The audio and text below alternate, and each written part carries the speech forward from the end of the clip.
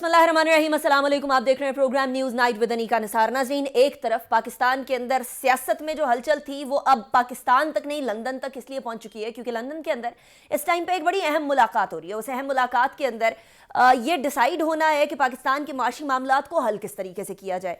पिछले 8-9 माह से इस हुकूमत के आने के बाद बिलखुसूस और इस हुकूमत के आने से पहले भी माशी हालात को बहुत बेहतरी की तरफ नहीं थे, लेकिन अब हालात ऐसे हैं कि अगर एलसीज ना खुली तो आने वाले दिनों के अंदर 1 किलो दाल 1000 रुपए फी किलो तक पहुंच सकती है।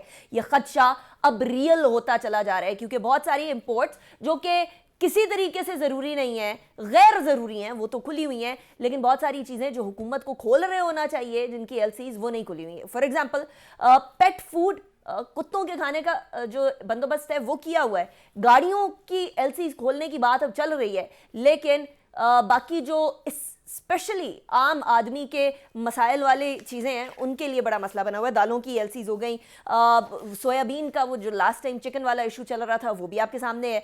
सूरत हाल तो अबतर है। ऐसी सूरत में इंतखाबात में जाना इस हुकूमत के लिए उन 33 नशिस्तों पर जिनके ऊपर इस्तीफे कबूल किए गए और 2 रिजर्व नशिस्तें बड़ा मुश्किल होगा। और इसी का इदराक करते हुए राना सनाउल्लाह साहब ने आज बड़ा वाज़े तौर पे कह दिया कि जी हम वो 33 नशिस्तें हो, 35 हो या 70 हो, उसके ऊपर इमरान खान साहब लड़ लें, हम लोग इस इंतखाबात के अंदर हिस्सा नहीं लेने वाले।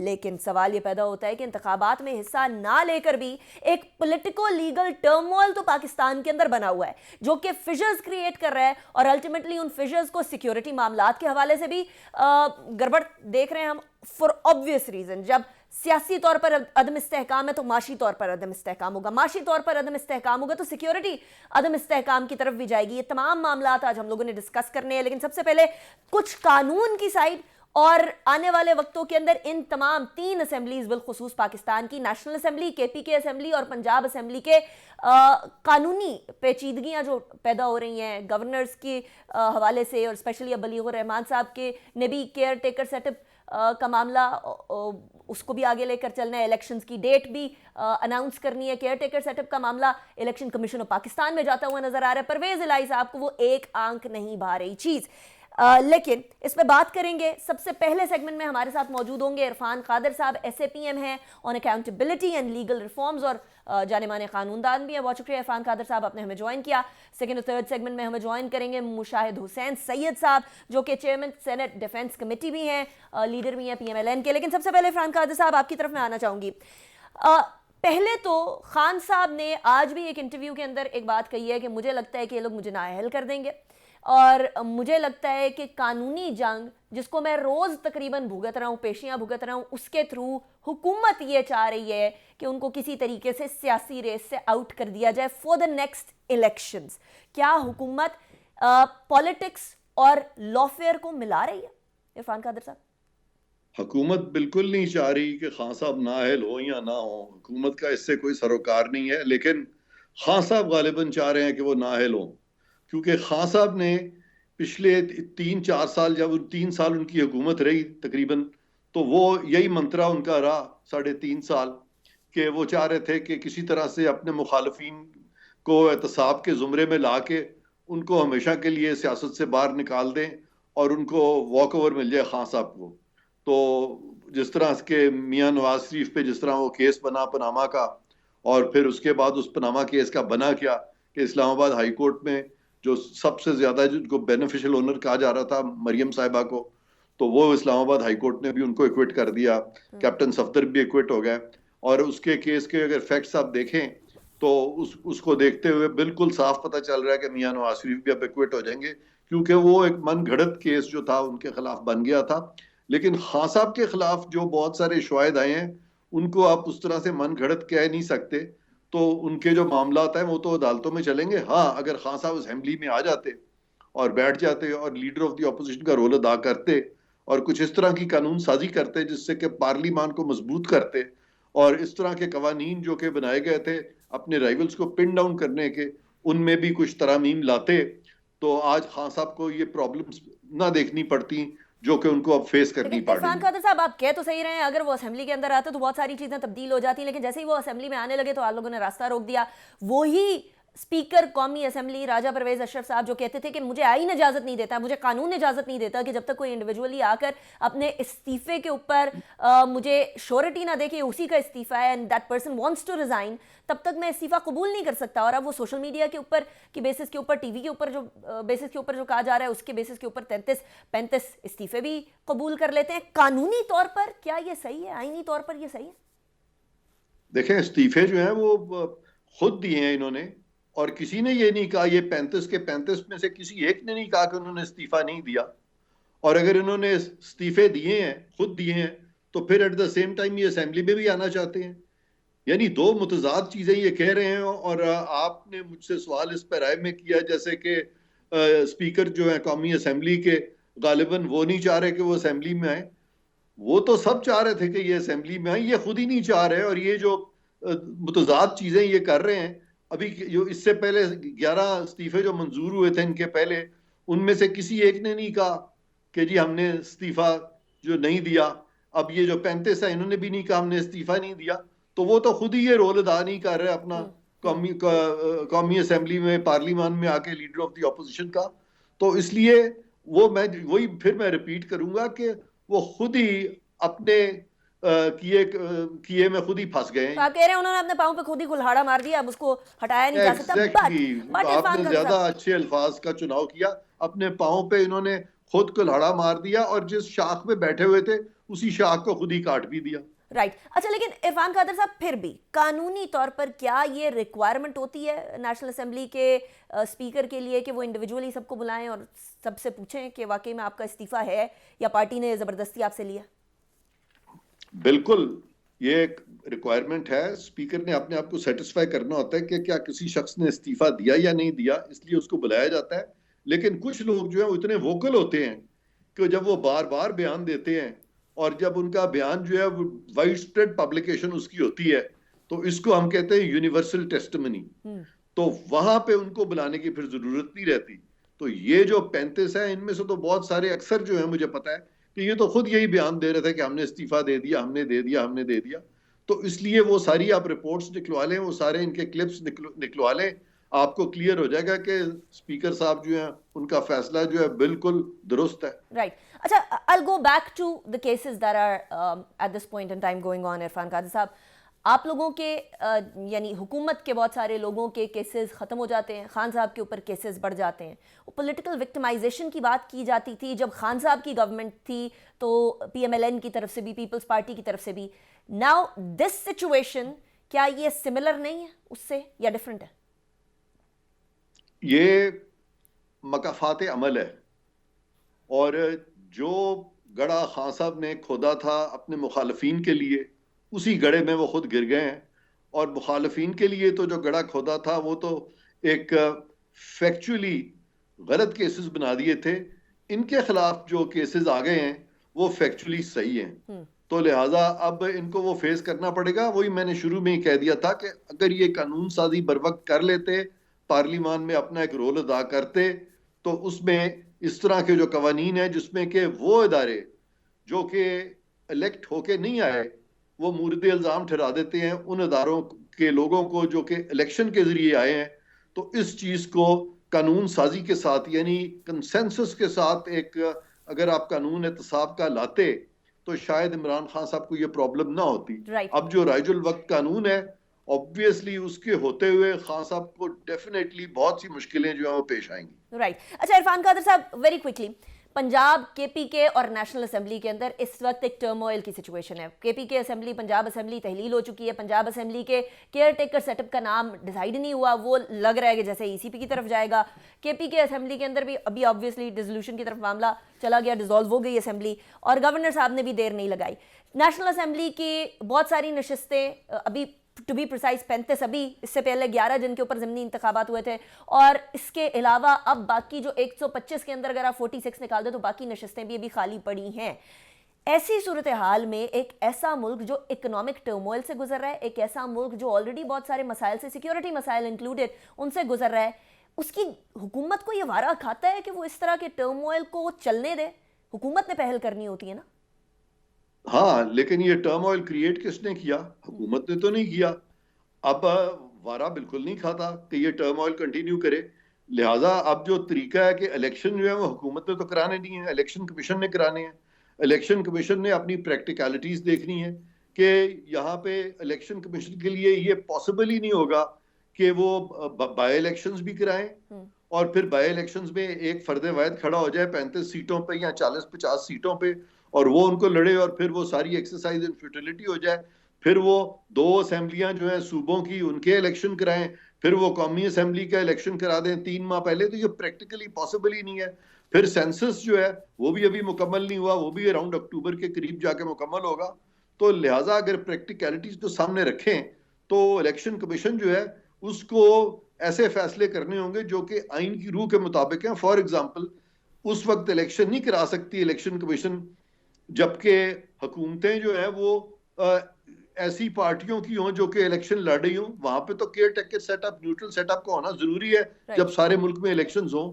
تو لہٰذا جو مجھے جو سلوشن نظر آ رہا ہے جو الیکشن کمیشن پروبیبلی کرے گی, جو ریزنیبل جو ایک کورس نظر آ رہا ہے, of course final decision election commission کا ہے, وہ ریزنیبل کورس یہی ہے کہ تمام اسمبلیوں کے الیکشنز اکٹھے ہونے چاہیے. وہ جب بھی اکتوبر, نومبر, دسمبر جب بھی الیکشن کمیشن جو ہے وہ فیزیبل سمجھے گا وہ کرائے گا, اور اس میں یہ جو آپ سمجھتی ہیں برانی کیفیت یہ ساری ختم ہو جائے گی. Irfan Qadri sahab, thank you very much for joining me in the show. ابھی میں نے بریک کی طرف جانا ہے, بریک کے بعد شو کو مزید آگے بڑھائیں گے.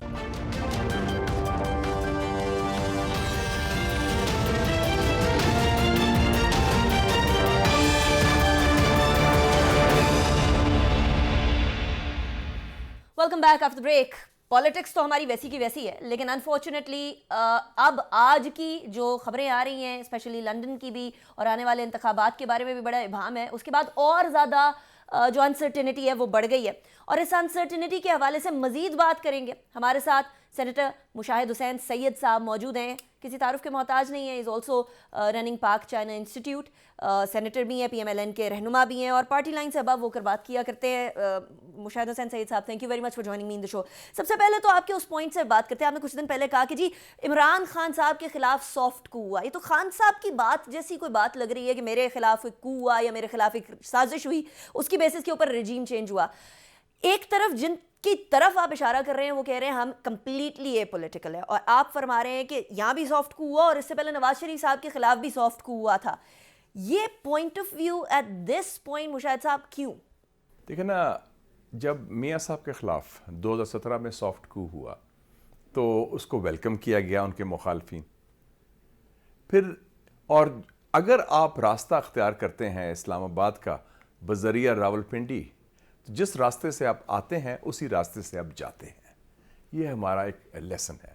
اور جہاں تک میرے خیال میں وقت آ گیا ہے کہ سیاسی قوتیں, پولیٹیکل فورسز اپنے فیصلے خود کریں. اگر اپنے فیصلے خود نہیں کریں گے تو پھر ایک خلا پیدا ہوگی اور ویکیوم پھر کوئی اور پر کرے گا. پھر یہ روتے رہیں گے کہ یہ ہو گیا وہ ہو گیا. یہ لا آف نیچر ہے.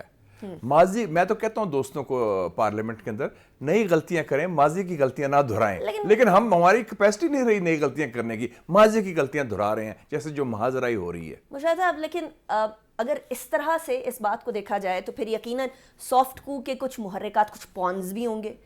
کیا جنہوں نے اسلام آباد کا راستہ راولپنڈی سے لیا تھا اور جو چلے گئے, ان کی جگہ پر جو آئے انہوں نے بھی راستہ راولپنڈی سے اسلام آباد کا پکڑا یا کسی اور؟ جنہوں نے بھی وہ راستہ پکڑا اسی راستے سے وہ جائیں گے. ایک اصول ہے. اور انفارچونیٹلی ہمارے یہ ہوتا ہے کہ جمہوریت یاد آتی ہے ہمیں حزب اختلاف میں. جب حکومت میں ہوتے ہیں اس کو جمہوریت کو ہم بھول جاتے ہیں. تو جمہوری رویے جو ہے نا سب سے اہم وہ ہیں. مور دین دا ڈیموکریٹک پروسیس تو چلتا رہے گا, لیکن جب ہمارا ذہن جمہوری نہیں ہے, اگر ذہن جو ہے کہ زیرو سم گیم ہے, میں جیتوں آپ ہاریں, دیٹ زیرو سم گیم اس طرح نہیں چلتا. اس میں کمپرومائز بھی کرنا پڑتا ہے, اس میں بیٹھنا بھی پڑتا ہے, ایک دوسرے کا مینڈیٹ تسلیم بھی کرنا پڑتا ہے, ایک دوسرے کا احترام بھی کرنا پڑتا ہے. خان صاحب کا مینڈیٹ تسلیم کیا گیا تھا, یہ جو ابھی جماعتیں ساری کی ساری حکومت میں بیٹھی ہوئی ہیں انہوں نے تسلیم کیا یا نہیں کیا؟ لیکن یہ بات یہ کہ جو ہوا انہوں نے ماضی کا تسلیم نہیں کیا, اور جو آئے انہوں نے ان کا تسلیم نہیں کیا, تو وہی ہو گیا نا. اور ابھی جو گورنمنٹ ہے اس کے پاس مینڈیٹ ہے آپ کی نظر میں یا نہیں؟ نہیں, ان کو ووٹ تو ملے تھے نا. دیکھیں نا, جب خان صاحب کو بھی ووٹ ملے تھے, الیکشنز ہوئے تھے, تو جو لوگ اگر 32% या 34% वोट PTI को मिला था, तो जो वोट उनको नहीं मिला था वो PMLN को, PPP को, JUIF को, वो मजमूई तौर पर तो काफ़ी बड़ा वोट था ना, बिखरा हुआ था, लेकिन क्यूमुलेटिवली तो बड़ा वोट था। जैसे हिंदुस्तान में मोदी को 34% वोट मिला है, 2/3 मेजॉरिटी ले गया, लेकिन जो 66% लोग हैं उन्होंने उनको वोट नहीं दिया, वो मुख्तलिफ पार्टी में बिखर गया। राइट। तो मैंडेट तो उनका भी होता है। तो इस वक्त आ गया है कि हम आगे बढ़ें, रूल्स ऑफ द गेम बनाएं कि अगला इंतखाब कैसे होना है, कब होना है और किस सिस्टम के तहत होना है। कब होना है मुशाहिद साहब? है जी, कब होना है? खान साहब और बाकी सारी सियासी जमातें जो उनके साथ हैं, उनकी नज़र में तो अप्रैल में हो जाएगा। और इधर कल हनीफ अब्बासी साहब ने यहाँ बैठे हुए, मेरे प्रोग्राम में बैठे हुए कहा कि हम लोग तो 1 साल बढ़ाने की बात कर रहे हैं क्योंकि इकोनॉमिक सिचुएशन बड़ी गड़बड़ है। मुझे याद आ गया, कई साल पहले की बात है, मैं जर्नलिस्ट था उस ज़माने में, जनरल ज़ियाउल हक साहब थे, chief marshal law administrator. Right. उनसे पूछा गया इलेक्शंस कब होंगे, उन्होंने कहा इलेक्शंस उस वक्त होंगे जब मुस्बत नताइज आएंगे। तो मेरे ख्याल में सोच कोई इसी किस्म की है। अभी इलेक्शंस हुए हैं कुछ जगह और इंटरेस्टिंग रिजल्ट्स आए हैं लोकल बॉडीज़ के। तो लेकिन लोकल बॉडीज के इलेक्शन से आप क्या नेशनल रिजल्ट्स को अखज़ कर सकते हैं मुशाहिद साहब? नहीं, नॉट रियली, लेकिन एक एक्सप्रेशन तो होता है ना, जैसे भी पब्लिक ओपिनियन का। तो मेरे ख्याल में इलेक्शंस वो हों जिसके रिजल्ट सब तस्लीम भी करें, क्योंकि रिजल्ट इलेक्शंस होंगे तो एक साइड हारेगी भी, एक साइड जीतेगी शायद भी। अब 75 साल में ऐसे इंतखाबात नहीं हुए, शायद कोई इक्का दुक्का के अलावा।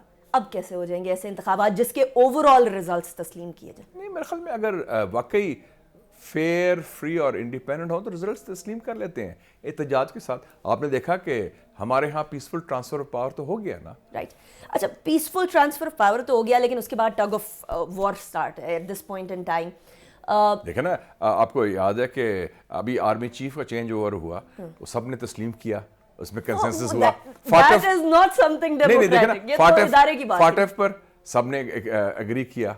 फिर आपने देखा IMF पर, चाहे इमरान खान साहब हो या PDM हो, सब कहते हैं कि हाँ IMF के पास जाना ज़रूरी है। तो कुछ एरियाज, जब बाजवा साहब की एक्सटेंशन पर सब ने एग्री किया था। अग्री किया था या करवाया गया था मुशाहिद साहब? आप हिस्सा थे? मेरे ख्याल में कि ये फैसला अपनी रजामंदी के साथ होता है, ठीक है। और किसी ने कोई गन पॉइंट नहीं रखी होती। ओके। आप फैसला कर सकते हैं अपनी मर्जी के मुताबिक। अच्छा, लेकिन मुशाहिद साहब अभी जो टग ऑफ वॉर चल रहा है, इसके अंदर national assembly, Punjab assembly, KP के असेंबली, सारी जगह पर एक टर्मोइल की सूरत हाल नज़र आ रही है। सिंध असेंबली के अंदर जो लीडर ऑफ अपोजिशन के साथ होता रहा, that was in front of us as well. पूरे मुल्क के अंदर एक सियासी हिजानी कैफियत है, इसका हल क्या? इसका हल एक ही है कि हम अपनी ग्रोही इख्तलाफात और सियासी जमात की वाबस्तियों से बढ़कर एक बड़े दिल से और दूर अंदेश तरीके से फैसले करें। अगर सिर्फ ये पॉलिटिकल ट्राइबलिज्म होगा तो ये सियासी जमातों को नुकसान होगा, जमहूरियत को नुकसान होगा और पाकिस्तान को नुकसान होगा। राइट मुशाहिद साहब, आई एग्री विद यू, लेकिन मसला ये है और शिकवा ये है कि हमारे किसी सियासतदान को इस बात की फिक्र है कि आम आदमी के घर पे आटा ख़त्म हो गया, किसी सियासतदान को इस बात की फिक्र है कि इस महंगाई के दौर के अंदर कितनी मुश्किल से एक मिनिमम वेज कमाने वाले का गुजारा हो रहा है। 3-4 बच्चों के साथ इस टाइम पर महीना गुजारना बहुत मुश्किल होता चला जा रहा है, और आप लोग जो हैं वो मिलकर बैठने की बजाय, एक दूसरे से बात करने की बजाय, ये बुनियादी मसाइल को एटलीस्ट अव्वलीन तरजीह देने की बजाय सियासत खेले चले जा रहे हैं, चाहे वो नेशनल पॉलिटिक्स हो या फेडरल पॉलिटिक्स हो, चाहे वो पंजाब की पॉलिटिक्स हो या KP की पॉलिटिक्स हो या कहीं और की पॉलिटिक्स हो, कराची समेत। आपकी जो तनकीद है जायज़ है, मैं अफसोस से कहना पड़ता है। मुझे याद आ गया, लोग बात करते थे कि रोम जल रहा था और नीरो जो है बांसुरी बजा रहा था। तो इस वक्त लोगों में बड़ी मायूसी ये है कि जो कायदीन है, कायदीन का क्या मतलब है? Leaders have to be providing leadership, ना कि एक जैसे आपने कहा कि उन्होंने ये कहा tit for tat.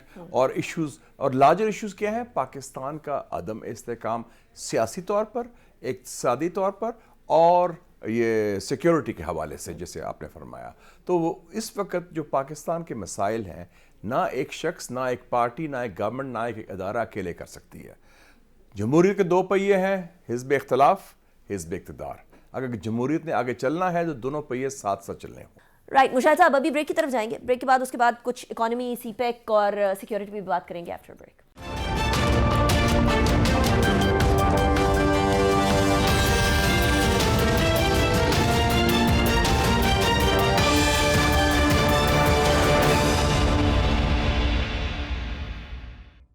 Welcome back after break. سیاست کے بعد اب ذرا بات کریں گے ملک کی سیکیورٹی اور معاشی صورتحال پہ. مشاہد حسین صاحب، آپ پاک چائنا انسٹیٹیوٹ کے سربراہ بھی ہیں.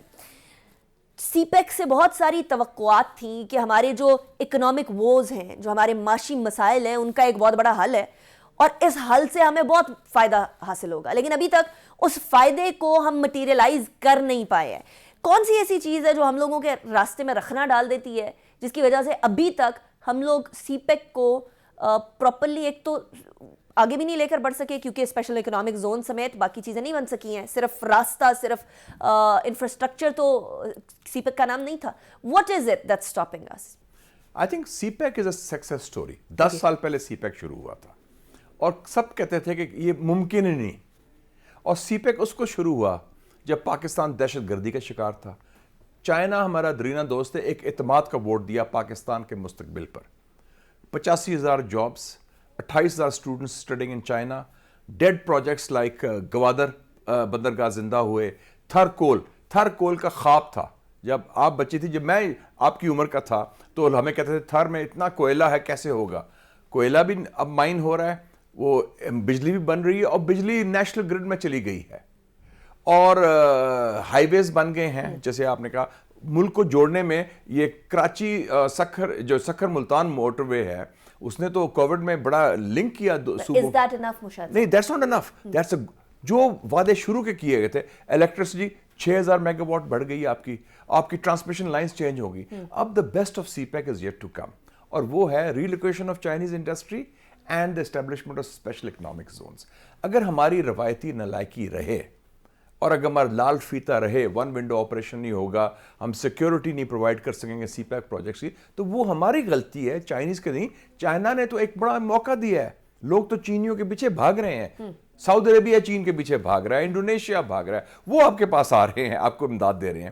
تو ہم تو اللہ تعالیٰ کا شکر ادا کریں، نہ شکریہ کریں. ساری ہماری ہیں. Yes, you see, we have to accept. کیا ہماری بیوروکریسی جو ہے جو ترقی ہے اس کو الاؤ کرے گی؟ کیا آپ جس ریڈ ٹیپزم کی بات کر رہے ہیں وہ رکے گا؟ کیا بلوچستان کے اندر جو سی پیک کے ثمرات ہم لوگوں نے دیکھنے تھے، will we be able to see that and when؟ Question یہ ہے کہ جب پولیٹیکل ول ہو، آپ کا ویژن ہو، آپ بڑے سے بڑا فیصلہ کر لیتے ہیں. نیوکلیر بم بنانے کا فیصلہ کیا ہم نے کامیابی سے، بیوروکریسی کو بائی پاس کیا، امریکہ کی مخالفت لی، آپ نے بنا لیا atom bomb, only Muslim nuclear power. پھر جب سی پیک لانچ ہوا، لوگوں نے کہا یہ ممکن نہیں ہو سکتا، اتنا بڑا پروجیکٹ، کوآرڈینیشن کیسے ہوگی، federal government, provincial government, different departments. میں پارلیمنٹری کمیٹی سی پیک کا چیئرمین تھا.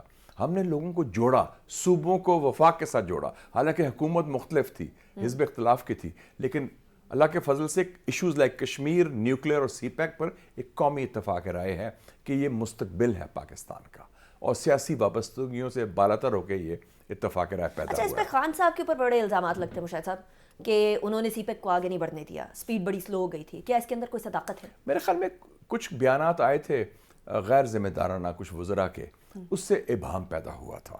لیکن 2 سال کے بعد آئی تھنک خان صاحب کو بھی سمجھ آ گئی تھی اور اس حکومت کو بھی کہ اس میں کرپشن نہیں ہوئی، اور پاکستان کے روشن مستقبل کا ضامن بھی سی پیک ہے. اور پھر خود خان صاحب نے کہا تھا کہ پاکستان کا مستقبل چین سے منسلک ہے. تو اس حوالے سے میں سمجھتا ہوں کہ وہ شروع میں وہ ابہام ہوا، کیونکہ خیال تھا کہ اس سے شاید کوئی پیسہ بنا یا غلط فہمی تھی، وہ دور ہو گئی. Very recently prime minister Shehbaz Sharif نے بولا ہے کہ ہم لوگ انڈیا سے بہتر تعلقات چاہتے ہیں. اس سے تھوڑا سا پیچھے چلے جائیں تو فورن منسٹر بلاول بھٹو زرداری نے minister of external affairs of India کا بڑا منہ توڑ جواب دیا تھا UN کے اندر. اس سے پیچھے چلے جائیں تو ہم نے انڈیا کے سیکیورٹی، پاکستان کی انٹرونشن اور ٹیررزم کے اندر ملوث ہونے کے حوالے سے ڈوسیے دیے تھے. اور اس سے بھی پیچھے چلے جائیں تو آبویسلی اسپیناج اور وہ سارے معاملات آلریڈی ہم لوگوں کو پتہ ہے کلبھوشن یادو کی فارم میں موجود ہیں. ایسی صورتحال میں مشاہد صاحب ہم کیسے انڈیا کے ساتھ بہتر تعلقات کی بات کر سکتے ہیں؟ اس کی بنیاد یہ ہے کہ ہندوستان جو جا رہے ہیں ہندوستان نے یہ سارا کام شروع کیا جو آپ نے کہا, اور میں داد دیتا ہوں بلاول بھٹو کو, صحیح بیان دیا اس نے, کیونکہ اس نے ہندوستان کے جھوٹ کے مقابلے میں سچ بولا, اور ڈوسیے کی بات بھی کی جو ہم نے اکتوبر 2020 میں ایشو کیا تھا, جس میں بتایا گیا کہ 21 ٹریننگ کیمپ دہشت گردی کے ہندوستان میں ہے اور 66 اس وقت افغانستان میں تھے, اس کو طالبان گورنمنٹ نے بھی آئی تھی.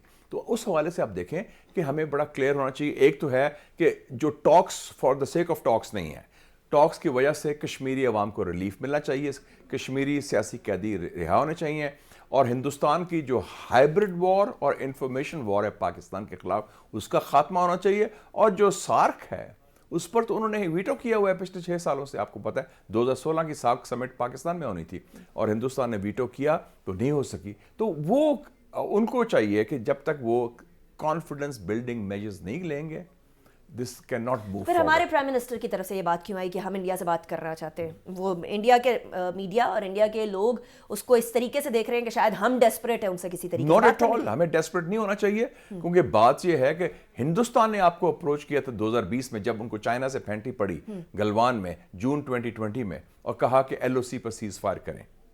اور انہوں نے اس لیے کیا تھا کیونکہ ان کو ڈر تھا کہ 2 فرنٹ سچویشن کا, پاکستان اور چین مل کے ہمارے خلاف کچھ نہ کریں ہندوستان کے خلاف, ان کو اس چیز کا خوف تھا. تو ہمیں بڑا واضح ہو جانا چاہیے, اس میں غلط فہمی نہیں ہونی چاہیے. اور ہندوستان کے ساتھ جو ہندوستان ہمارا خیر خواہ نہیں, they don't wish us well. وہ تو ورلڈ کپ میچ ہارے تھے تاکہ پاکستان کو ورلڈ کپ میں موقع نہ ملے, اپنے میچ خود ہار گئے تھے, اور ابھی فاٹف میں ایک ملک نے مخالفت کی تھی. تو شہباز شریف صاحب کی یہ بات اس ٹائم پر درست تھی یا غلط تھی؟ میرے خیال میں شہباز شریف صاحب نے کلیریفائی ضرور کر دیا وچ از گڈ کہ وہ ٹاکس کنڈیشنل ہے. بٹ کیا تھا, کشمیر پر جو ہندوستان کا غاصبانہ قبضہ ہے 5 اگست 2019 کا, اس کا ریورسل ہوگا. تو اٹ از ناٹ انکنڈیشنل. تو وہ, اور بی ویری کلیئر, ہندوستان کا رویہ تبدیل ہوگا تو پھر بات آگے بڑھے گی, اور it takes 2 to tango as they say. And the other side is not ready to tango at this point in time. Doesn't look it. ایک اور سائڈ پہ بڑی سیکیورٹی ایشوز چل رہے ہیں, کیونکہ ہم اکانومی کی بات کر رہے ہیں. اکانومی کو بوم کرنے کے لیے, سی پیک کو بوم کرنے کے لیے we need fool proof security, جو کہ انفارچونیٹلی نہیں ہو سکی. جب سے افغانستان کے اندر طالبان گورنمنٹ آئی ہے اس کے بعد سے ایک بار پھر سے اٹیکس بہت زیادہ بڑھنے لگے ہیں. میں ناٹ سیئنگ کہ اس سے پہلے نہیں تھے, بٹ اس کے بعد بہت زیادہ معاملات گڑبڑ ہو گئے. TTP کے ساتھ ہم لوگوں نے بات چیت کی, ان کو ریکیوپریٹ کرنے کا ٹائم مل گیا, اور اب وہ اٹیکس کیے چلے جا رہے ہیں. ابھی کل ہی ایران کی طرف سے, ایران کی سرحد کی طرف سے بھی ہماری سیکیورٹی فورسز کی طرف اٹیک کیا گیا, شہادتیں بھی ہوئیں. یہ تو ہمارے سارے فرنٹس کھل گئے. مشاہد صاحب, آپ defence committee, standing committee for defence کے چیئر پرسن ہیں سینٹ کے اندر. Are we doing anything for this? ایک فرق ہے جو ایران اور افغانستان والا بارڈر کا. ایران کے خلاف بھی حملے ہوتے ہیں کئی دفعہ پاکستانی سرزمین سے, اور پاکستانی کے خلاف بھی حملے ہوتے ہیں ایرانی سرزمین سے. وہ جو ایریا ہے نو مینز لینڈ, اس میں وہ ایریاز ہیں, لیکن ایران سپانسر نہیں کرتا. افغانستان میں ایشو یہ ہے کہ اس حکومت کا پورا کنٹرول نہیں ہے اپنی سرزمین پر. اور دوسرا, ہماری بھی اس میں غلطی تھی کہ ہم نے اسٹریٹجک کلیئرٹی نہیں شو کی ٹیررزم پر. کیا ہم گفتگو کرنا چاہتے ہیں یا کیا ہم ان کو ملٹریلی ٹیکل کرنا چاہتے ہیں, اور ہم نے کنفیوژن بھی پیدا کی. اور گفتگو کی تو we should have defined the red lines کہ کیا ہے, کہ پاکستان کی آئین کی بالادستی ہے, کوئی اور آرمڈ فورس ردر دین دا آرمڈ فورسز ایکسیپٹیبل نہیں ہوگی. تو اس میں بھی کچھ ابہام تھا, لیکن وہ ابہام obviously اب اس چیز میں ٹرانسلیٹ ہو رہا ہے. مشاہد صاحب, کس طریقے سے اس کو کرٹیل کیا جا سکتا ہے؟ دیکھیں جی, ایک ادارہ ہے, آپ اسلام آباد میں ہم گفتگو کر رہے ہیں, آپ کے نزدیک ایک ادارہ ہے, اس کا نام ہے نیکٹا, 14 سال سے بنا ہوا ہے, نیشنل کاؤنٹر ٹیررزم اتھارٹی. اس کو تو آپ نے کام ہی نہیں کرنے دیا, نکارا ہے. That should be the lead organization, not the Pakistan army, not the Pakistan police, not the paramilitary. وہ ایک ڈیڈیکیٹڈ آرگنائزیشن ہے, وہ باقیوں کی مدد لے as and when needed. Army کا رول تو کاؤنٹر انسرجنسی میں ہوتا ہے, کاؤنٹر ٹیررزم میں ایک بڑا سوفسٹیکیٹڈ ایک سائنٹیفک اپروچ ہونی پڑتی ہے, آرگنائزڈ. وہ تو ہم نے اس کو آرگنائز ہی نہیں کیا. تو اس کو پہلے اسٹرانگ کریں. ہم نے نیشنل ایکشن پلان میں خود اس میں شامل تھا بنانے میں, 2014 میں آرمی پبلک اسکول کے بعد ہم نے کہا تھا نیکٹا کو کریں, اور 2014 اور آج کیا ہے 8 سال گزرے. ہاں 8 years plus. تو یہ ہمارا ہے کہ ہم واقعے کو بھول جاتے ہیں, پھر ہاتھ سے ہاتھ ملتے رہتے ہیں. پھر ہماری ایک ad hoc reactive moment to moment approach ہوتی ہے فائر بریگیڈ کی کہ آگ بجھاؤ اور آگے بڑھو. اس ایشو کی ان سارے ایشوز کے انٹرمنگل ہونے کی گورنمنٹ کو اس بات کا ادراک ہے کہ کس طریقے سے پالیٹکس, سیکیورٹی, اکانومی, یہ ساری چیزیں آپس میں جڑی ہوئی؟ میرے خیال میں ادراک تو ہونا چاہیے, کیونکہ اگر آپ کو تو ہمیں ہے تو میرے خیال میں چاہیے, اور اس کا مطلب ہے کہ action speak louder than words. Right. Murshad sahab, thank you very much for joining me in the show. It was a pleasure having you. اسی کے ساتھ انیکا نثار کو اجازت دیجیے اس دعا کے ساتھ کہ ہمارے سیاستدانوں کو ہمارے یعنی میرے اور آپ کے مسائل کی سمجھ آئے, اپنے مسائل میں گھرے رہے, تو پھر پاکستان کا اللہ ہی حافظ ہے. اللہ حافظ و ناصر.